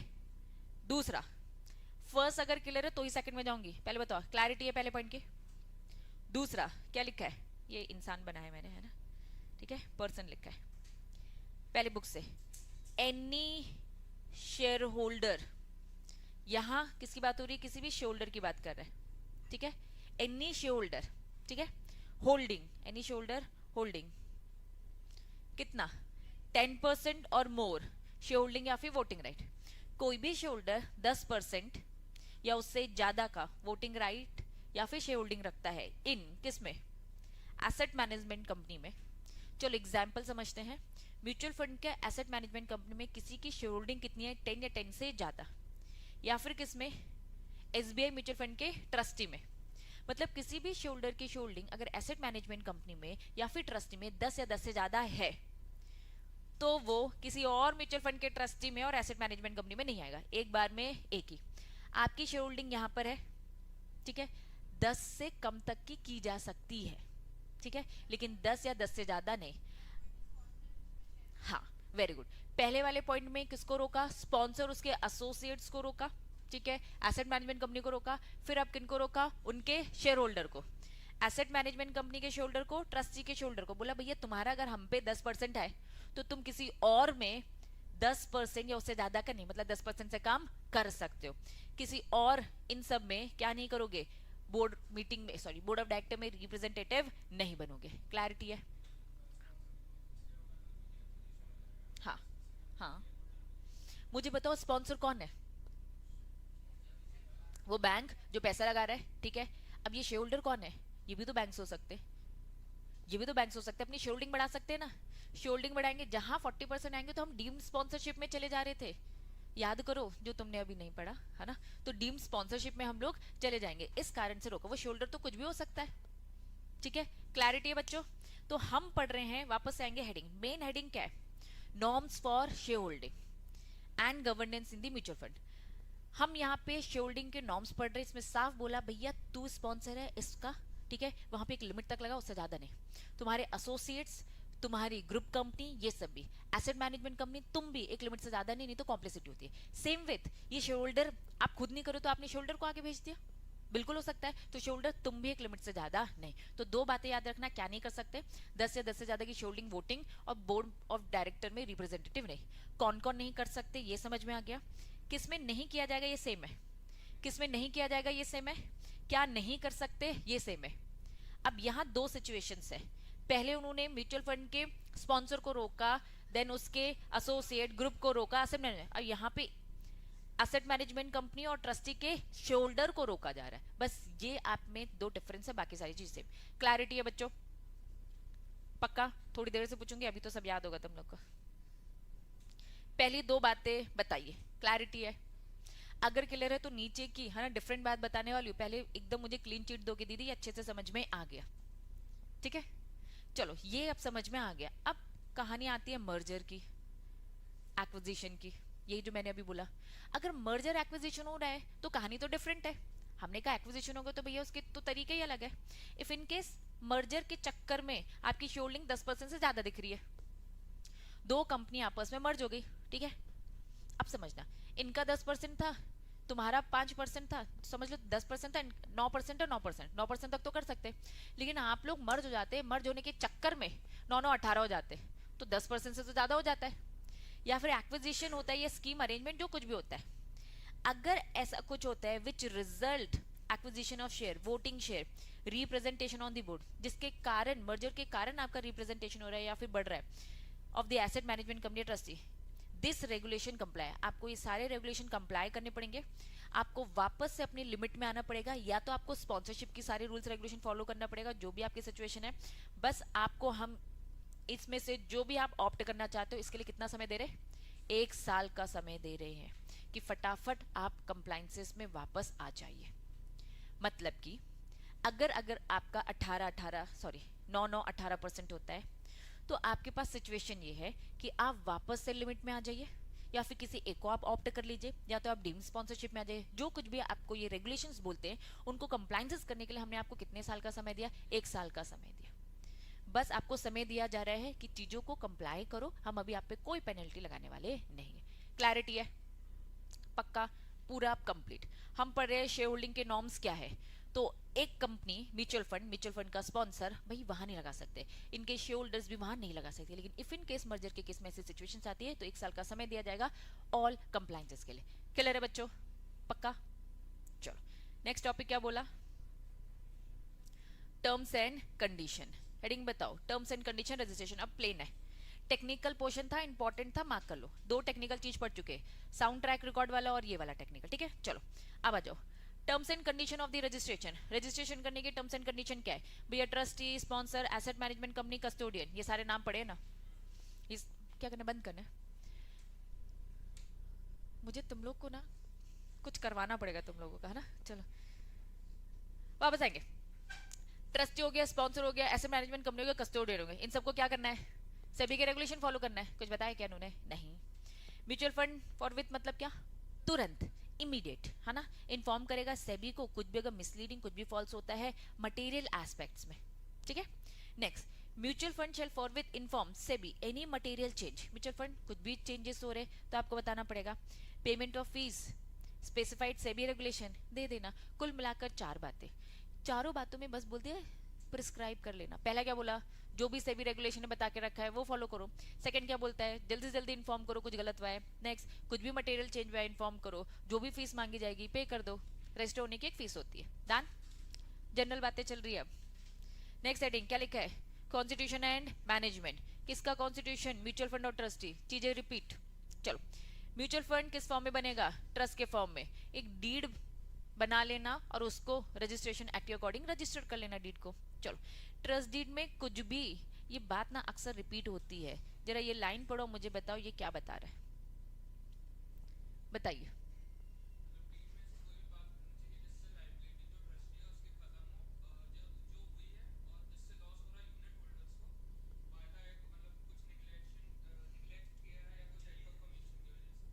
गुड, याद आया कंसेप्ट. साफ यहाँ पे लिखा है भैया, डीड में ऐसी कोई बात नहीं लिखी होगी जिसमें हम ट्रस्टी को बचाएंगे, जिसमें हम एसेट मैनेजमेंट कंपनी को बचाएंगे, उनकी ऑब्लिगेशन उनकी लाइबिलिटी से उनको इंडेमनीफाई करेंगे. मतलब कि अगर इनकी नेग्लिजेंसी है तो ये उसके लिए लाइबल है. ऐसा कुछ भी डीड में अच्छा अच्छा नहीं लिखा होगा, नहीं नहीं ये लोग तो अपना पूरा काम पूरे अच्छे धर्म से कर रहे थे, है ना, इनकी कोई गलती नहीं है, गुड फेथ में किया है, ऐसा नहीं लिखा होगा. गलत किया है ऑब्लाइज भी होंगे, दैट्स इट. ठीक है, चलो. तो क्या लिखा है, म्यूचुअल फंड ट्रस्ट के फॉर्म में बनेगा, ट्रस्ट डीड रजिस्टर कराना. ट्रस्ट डीड में ऐसा कुछ भी नहीं लिखा होना चाहिए जिससे ट्रस्टी बच जाएगा, जिससे एसेट मैनेजमेंट कंपनी अपनी गलतियों गलत कामों से बच जाएगा. क्लियर है. चलिए, disqualification from being appointed as a trustee. यहाँ पूरी पूरी लिस्ट, ये है इंपॉर्टेंट. ये लिस्ट आपको क्या बताती है, ये लिस्ट आपको क्या बताती है कि भैया कौन कौन ट्रस्टी नहीं बन सकता. चलिए, कौन कौन ट्रस्टी नहीं बन सकता. पहला, mutual fund shall be appoint trustee a person not be eligible appointed as a trustee. कौन नहीं बन सकता, unless he is being a ability integrity standing. क्या बोलना चाह रहे, कौन कौन बन सकता है, उल्टा बोलू, कौन कौन बन सकता है, वो बन सकता है जो कौन हो, एबल होना चाहिए, सच्चा होना चाहिए, स्टैंड ले सके, है ना, स्टैंड ले सके, खड़े रहो भाई. चलो, नॉट फाउंड गिल्टी किसमें, मॉरल टर्पिट्यूड. मॉरल टर्पिट्यूड में मैंने आपको बताया हैं चीजें. चलो, not been convicted by any economic offence, violation of any security law. भैया यहाँ पे ऑफेंस ना किया उसने.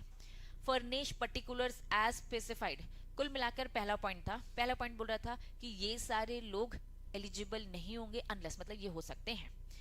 नेक्स्ट, सेकंड पॉइंट क्या बोलता है, no asset management company, no director.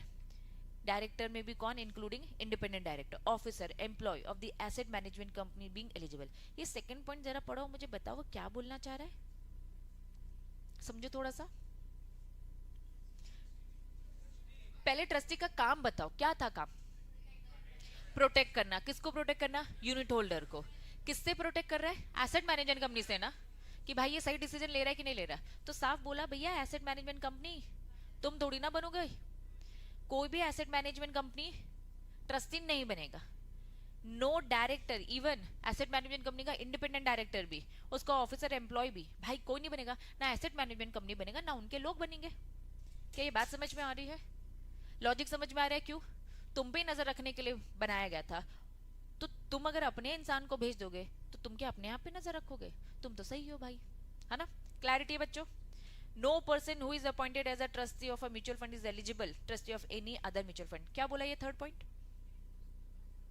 अभी जो हम पढ़ के ना शेयर होल्डिंग, साफ बोला कोई पर्सन किसी और का अगर ट्रस्टी है तो तुम हमारे ट्रस्टी नहीं बन सकते. भाई पूरा काम पूरा ध्यान यहीं पे दो, ठीक है, पूरा आप एक ही बार में इसी का ट्रस्टी बनोगे, किसी और के ट्रस्टी नहीं बनोगे. Next, 2/3 of the trustee. अब ट्रस्टी कोई इंसान तो है नहीं, कोई बॉडी होगी, इसमें 2/3 लोग क्या होने चाहिए, इंडिपेंडेंट पर्सन होने चाहिए. ठीक है, शेल नॉट एसोसिएट, स्पॉन्सर से भैया जुड़े हुए नहीं होना चाहिए, उनसे एसोसिएट किसी भी तरीके से नहीं होना चाहिए. In case of company is appointed as a trustee, then its director can act as a trustee. In case trustee एक कंपनी है तो उनके जो डायरेक्टर है वो ट्रस्टी वाला काम करेंगे. In any other trust provided object of the trust. जरा फिफ्थ पॉइंट पढ़ो, मुझे बताओ अच्छे से, वेरी इंपॉर्टेंट और interesting. Not conflict with the object of mutual fund. अच्छी बात है, समझो और मुझे बताओ क्या समझ में आ रही है. आई गुड, बाकी सारे बच्चे पढ़ो.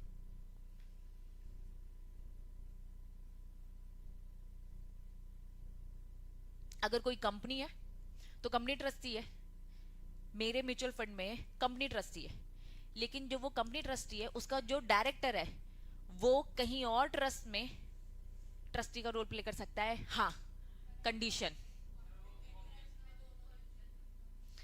हम जो बात कर रहे हैं वो तो कॉम्पिटिटर वाला हो गया।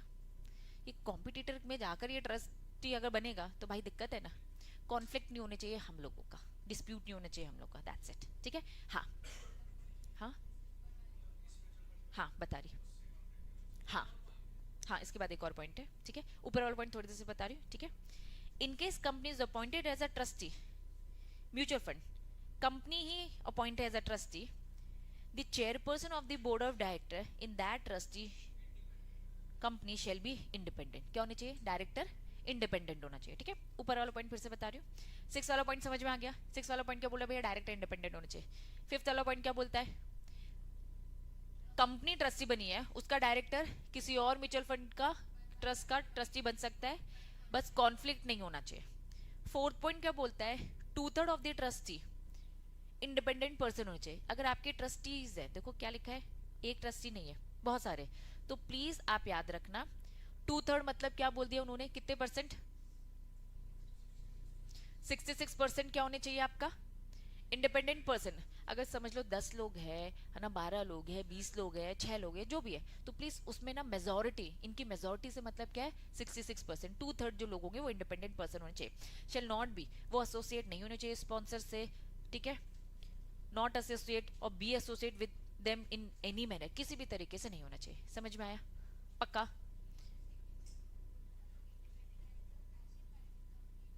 हाँ, यहाँ पे उन्होंने क्या बोल दिया? सेकंड वाला पॉइंट क्या बोलता था? ट्रस्टी बन रहा है ना, तो ट्रस्टी कौन नहीं बनेगा? Asset management company. तुम दो रोल प्ले करोगे क्या? तुम्हारे काम है क्या? डिसीजन लेना, पैसे कहाँ लगना, और तुम्हारे काम होगा कि अपने आप पे नजर रखना कि तुम सही डिसीजन ले रहे हो कि नहीं रहे हो। तो सुनो, एसेट मैनेजमेंट कंपनी तुम तो नहीं बन सकते, और ना ही एसेट मैनेजमेंट कंपनी के director. Even asset management company का इंडिपेंडेंट डायरेक्टर भी नहीं, ऑफिसर भी नहीं, एम्प्लॉय भी नहीं। क्लियर है? अब थर्ड बचा है, वो भी बोली डालो, क्या है third? No person shall be appointed trustee mutual fund shall be eligible, एक बार में एक ही बनने का, ठीक है। लेकिन हाँ, डायरेक्टर्स किसी और के बन सकते हैं। डन, ये भी था इंपॉर्टेंट। नेक्स्ट हेडिंग क्या लिखा है? कोई भी ट्रस्टी बनाओगे तो सेबी से एक बार अप्रूवल लेने का। नेक्स्ट क्या लिखा है? कॉन्स्टिट्यूशनल एंड मैनेजमेंट, चिल्लर चिल्लर हेडिंग और रिपीटेशन। हम पढ़ रहे हैं एसेट मैनेजमेंट कंपनी का कॉन्स्टिट्यूशन, हम पढ़ रहे हैं कस्टोडियन का कॉन्स्टिट्यूशन। चलो, अपॉइंट करना है, appointment of asset management company, ऊपर पढ़ चुके हो, रिपीट। एसेट मैनेजमेंट कंपनी को कौन अपॉइंट करता है? स्पॉन्सर, या फिर याद आ रहा है ट्रस्टी मेजोरिटी, याद आ रहा है sponsor if so authorise by the trustee, तो ट्रस्टी भी अपॉइंट करेंगे एसेट मैनेजमेंट कंपनी को, और किससे अप्रूव करवाएंगे? सेबी से। Appointment of the asset management company terminate हो सकता है, कौन निकालेगा इन्हें? मेजोरिटी ऑफ द ट्रस्टी, या फिर 75% ऑफ द यूनिट होल्डर। याद आ रहा है? चलो, any change in the appointment of asset management company, तुरंत फटाफट सेबी से पहले प्रायर अप्रूवल और यूनिट होल्डर से पूछने का। चेंजेस में पढ़ चुके हैं ये तीनों पॉइंट। चलो नेक्स्ट, एलिजिबिलिटी क्राइटेरिया किसको अपॉइंट करने की? एसेट मैनेजमेंट कंपनी की। Asset management company, in case asset management company is in existing asset management company, तो क्या होना चाहिए इसका? साउंड ट्रैक रिकॉर्ड होना चाहिए। अब समझाने की तो जरूरत नहीं है। जनरल रेपुटेशन, फेयरनेस, ट्रांजैक्शंस होने चाहिए, सेम ही रहेगी, ठीक है। एसेट मैनेजमेंट कंपनी साउंड होना चाहिए। देखो, अब वहां पे ना एलिजिबिलिटी कहीं ना कहीं स्पॉन्सर को लेके बोली है, ठीक है, यहाँ पे कुछ भी नहीं बोला, बस यहाँ पे बोल दिया साउंड, लेकिन स्पेसिफिकेशन कुछ नहीं बोला है, ठीक है, तो हम वही ले सकते हैं आसानी से। डन। एसेट मैनेजमेंट कंपनी क्या होना चाहिए? फिट एंड प्रॉपर पर्सन होना चाहिए, ऊपर भी हमने पढ़ा था स्पॉन्सर को लेकर। डायरेक्टर जो है एसेट मैनेजमेंट कंपनी के are person having adequate professional experience होना चाहिए। किस इंडस्ट्रीज का उन्हें नॉलेज होना चाहिए? फाइनेंस। पूरे पैसे का लेन देन अगर है, ऊपर स्पॉन्सर वाले में भी तो ये सारी बातें पढ़ी थी बने, है ना। ठीक है। Related field, not found guilty, याद आ रहा है सेम बातें किसमें? Moral turpitude, economic offence, violation of security law, same.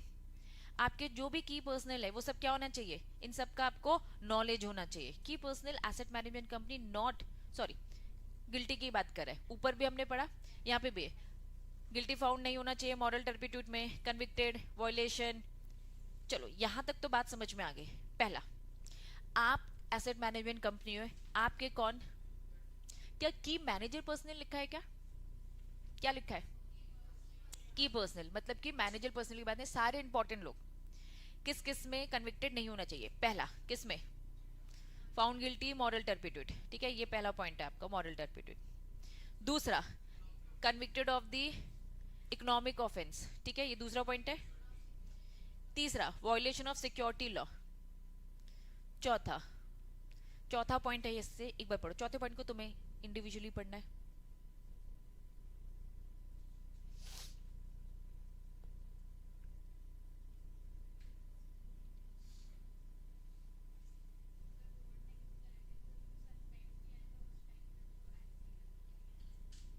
आ जाओ। की पर्सनल मतलब मैंने आपको क्या बताया, इंपॉर्टेंट एम्प्लॉय किसके, एसेट मैनेजमेंट कंपनी के। एसेट मैनेजमेंट कंपनी के जो की एम्प्लॉय है नहीं इन्वॉल्व होने चाहिए फ्रॉड क्राइम में, बोल सकती हूँ मॉरल टर्पिट्यूड, नहीं कन्विक्टेड होने चाहिए इकोनॉमिक ऑफेंस और सेबी वायलेशन में, नहीं, अब प्लीज अच्छे से स्क्रीन में सब देखेंगे, ये दो बातें तो समझ में आ गई है। तीसरी बात, ये की पर्सनल जो आप एसेट मैनेजमेंट कंपनी में लेकर आए, जिन लोगों को एक्सपीरियंस होना चाहिए, should not have worked in a company whose registration was suspended या फिर cancellation।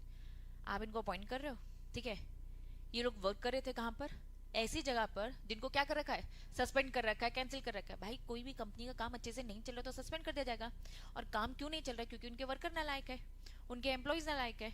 तो साफ उन्होंने बोलते हैं, example, Rahul want to become a manager, Rahul asset management company में मैनेजर बनना चाहते हैं, if he was earlier working in a company जो कि सेबी ने बैन कर दी थी तो वो एलिजिबल नहीं है, या फिर वो कन्विक्टेड है फ्रॉड तो वो एलिजिबल नहीं है। कुल मिला के क्लीन रिकॉर्ड वाले ही लोग होने चाहिए। क्लीन रिकॉर्ड किस किस में चाहिए, मॉरल टर्पिट्यूड में, इकोनॉमिक ऑफेंस में, सेबी के वायलेशन में, और ये आखिरी वाला पॉइंट क्या बोलता है, ऐसी जगह इनकी वर्किंग नहीं होनी चाहिए जिनकी वर्किंग को क्या कर दिया है, सस्पेंड और कैंसिल। अब पढ़ो, बताओ मुझे समझ में आ रहा है क्या, आ रहा है समझ में, पक्का,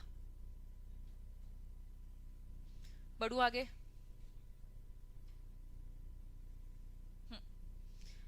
पहला, दूसरा, तीसरा, प्लीज ये पॉइंट्स मैंने इंपॉर्टेंट मार्क कर दिया, आप लोग भी कर देंगे तो ज्यादा अच्छा है। इंपॉर्टेंट मतलब इसमें स्पेसिफिक केसेस आ जाते हैं, ठीक है। अभी ये की पर्सनल वाला बता दिया, ठीक है। नेक्स्ट इंपॉर्टेंट, यहां तक क्लियर है, फोर्थ पॉइंट तक। फिफ्थ पॉइंट में आ रही हूँ अब, the board of director of such asset management company. Board of director किसके, एसेट मैनेजमेंट कंपनी के, कितने, एटलीस्ट कितने, 50%, 50% director who are not associate या फिर associate in any manner sponsor, या स्पॉन्सर की जो भी सब्सिडरी है या फिर उनके ट्रस्टी। कुल मिलाकर क्या बोला, एसेट मैनेजमेंट कंपनी के जो डायरेक्टर्स है ना उसमें 50%, एटलीस्ट 50% लोग इनसे कनेक्टेड नहीं होने चाहिए, एसोसिएट किससे, स्पॉन्सर से नहीं, स्पॉन्सर की सब्सिडरी से नहीं, और जो भी चल रहा है ट्रस्टी से नहीं, एसेट म्यूचुअल फंड की ट्रस्टी से भी नहीं, ठीक है। कुल मिलाकर हम, नाम जब तुम्हें याद आ रहा है, एग्जाम्पल हमने पढ़ा था कि आईडीबीआई का ही सब कुछ था, लेकिन जब उनके मैनेजमेंट की बात आती है तो उन्होंने उसमें अलग लोग रखा है, इंडिपेंडेंट लोगों को रखा है, तो यहाँ पे उसी इंडिपेंडेंसी की बात हो रही है। ऐसा नहीं है कि कंपनी उन्हीं की है तो कुछ भी अपनी मनमानी करेंगे, डायरेक्टर एंड ऑल इन सब में चीजें चेंज कर रखी है, क्लियर है। चेयरमैन जो है एसेट मैनेजमेंट कंपनी का इज नॉट अ ट्रस्टी, क्या लिखा है भाई, चेयरमैन हो तुम एसेट मैनेजमेंट कंपनी के, समझना, जो कि इंपॉर्टेंट डिसीजन मेकिंग कर रहे हैं कि भैया कहाँ कहाँ पैसा लगेगा। तुम क्या बने हुए हो, किसी और म्यूचुअल फंड में ट्रस्टी का भी काम कर रहे हो, है ना भाई, एक बार में एक ही रोल प्ले करो, पैसा कहाँ सही तरीके से लगना चाहिए। आप मल्टी, देखो यार, मल्टी रोल करोगे ना तो आप अच्छे से अपने काम को नहीं कर पाओगे। अगर आपका काम बस पैसे ही लगाने का है, अगर आपका काम बस पैसे लगाना तो वही करो ना, एक जगह पैसा लगाने को और दूसरी जगह पर नजर रख रहे हो कि पैसा सही लोग लगा रहे कि नहीं लगा रहे, ठीक है। तो साफ बोला, चेयरमैन जो है एसेट मैनेजमेंट कंपनी का वो कहीं और पे तो, किसी और म्यूचुअल फंड में तो ट्रस्टी नहीं बनेगा। Next, asset management company has net worth, कम से कम कितनी, मतलब जब हमने पढ़ा एसेट मैनेजमेंट कंपनी में पैसा लगाएगा स्पॉन्सर तो कम से कम कितना लगाएगा, 50 करोड़। लेकिन अगर साउंड ट्रैक रिकॉर्ड नहीं था ना तो हमने पढ़ा था तो 150 करोड़ वाली बात आती है, भैया 150 करोड़ तुम्हें लगाना पड़ेगा, फिर वो लॉक इन वॉक इन में जाएगा, क्लियर है बच्चों। तो ये चार नीचे जो चीजें हमने पढ़ी, 4 5 6 7, ये इंपॉर्टेंट, वापस फटाफट क्या पढ़ रहे, ठीक है, ये हो गया, ये हो गया। एसेट मैनेजमेंट कंपनी नहीं है इसमें तो नहीं दिख रहा, पक्का, 2 मिनट।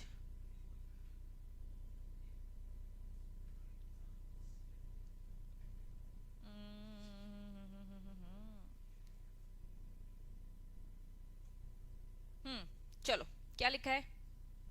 नेटवर्थ किसका? Asset management company as mention above shall be maintain, क्या लिखा है? कंटिन्यूअस बेसिस, मतलब पूरे टाइम मेंटेन करके रखना, कम ज्यादा नहीं करना, एक बार में स्टार्टिंग में कर दिया तो कर दिया, ठीक है? पूरे टाइम मेंटेन करके रखना, क्लियर है? अब जनरल हेडिंग क्या है बताओ, किसको अपॉइंट कर रहे हैं? कस्टोडियन। कौन होता है जरा कस्टोडियन बता दो।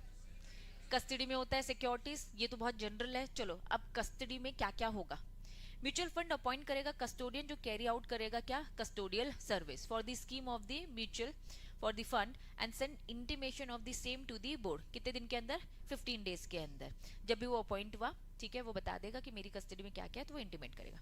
However in case of the gold exchange traded fund scheme, अलग अलग टाइप की स्कीम्स होती है, अलग अलग टाइप की स्कीम्स होती है।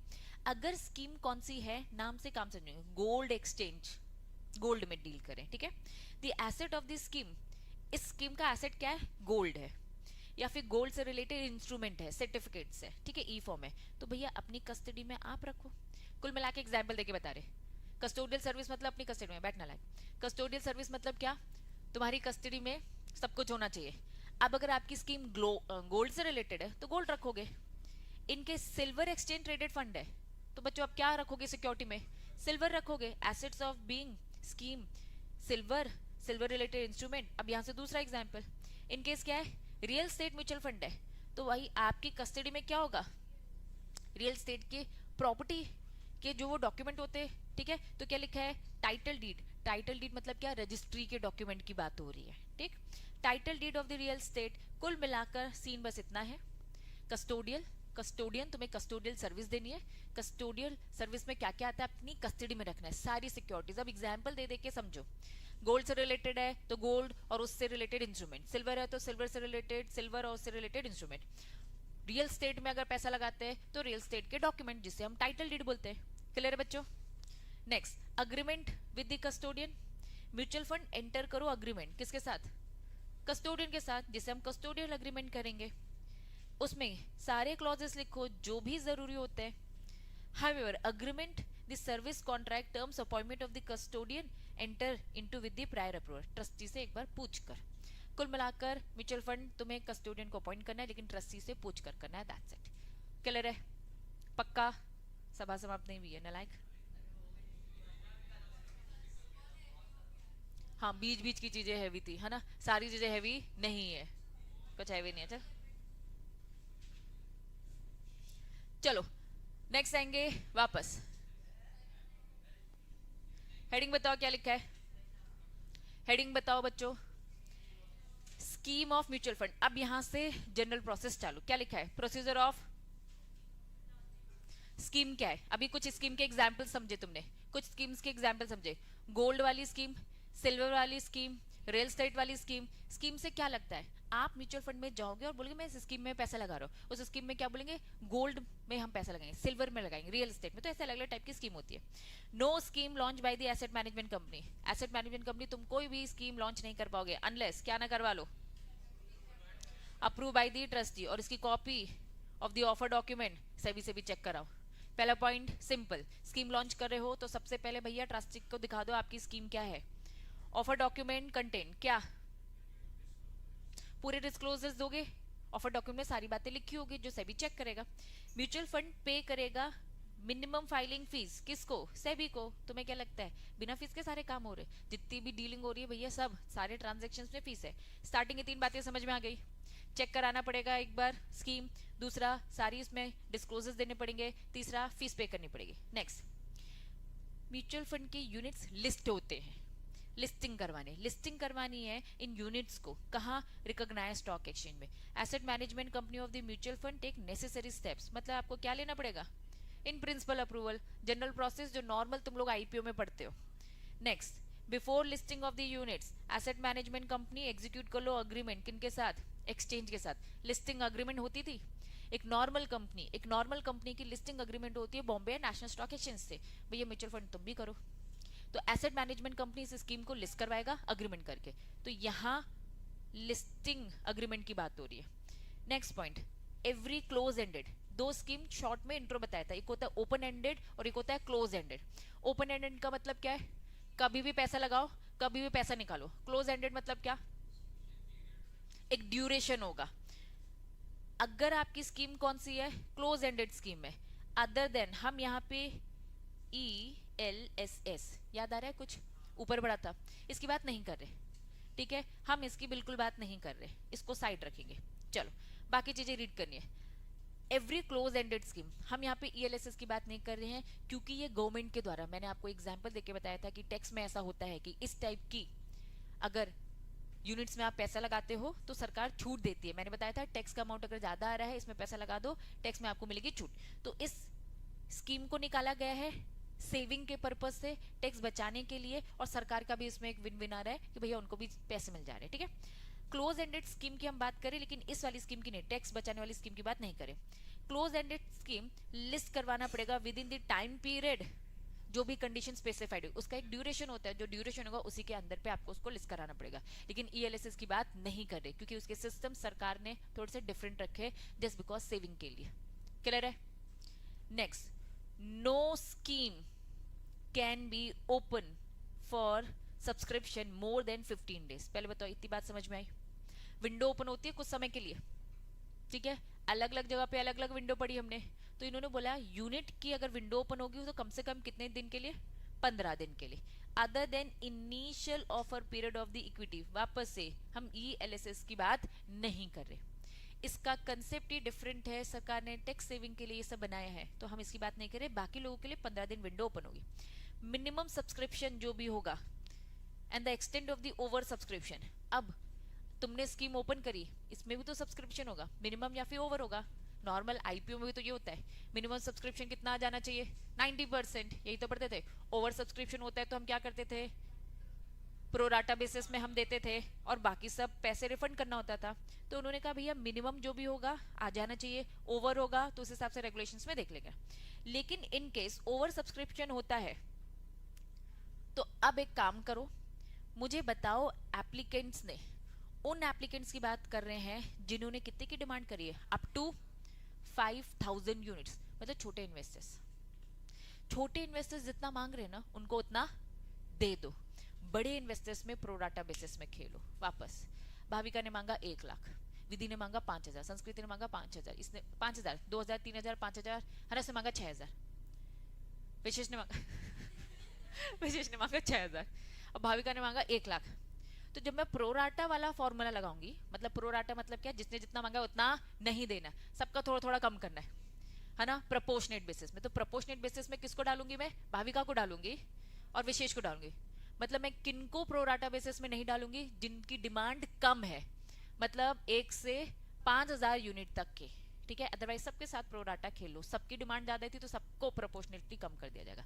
क्लैरिटी है। आओ एक बार रीड करो यही वाला portion.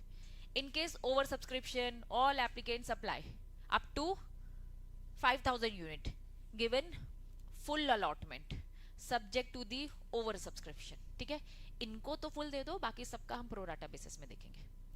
Asset management company refund करेगा application money if minimum subscription is not receive. Minimum subscribe करने की जो 90 लिमिट होती है वो नहीं हुआ तो भैया देना पड़ेगा। Also access the over subscription, over subscription में भी तो प्रोराटा बेसिस में बोल रहे तो बाकी सबको भी तो रिटर्न करें, सबको भैया 5 दिन में रिटर्न कर देने का। जब भी क्लोज होता है 15 दिन की विंडो थी, जब भी बंद होता है वहां से आपको वापस कर देने का। क्लियर है बच्चों, अब रोक सकते हैं हम। नलायको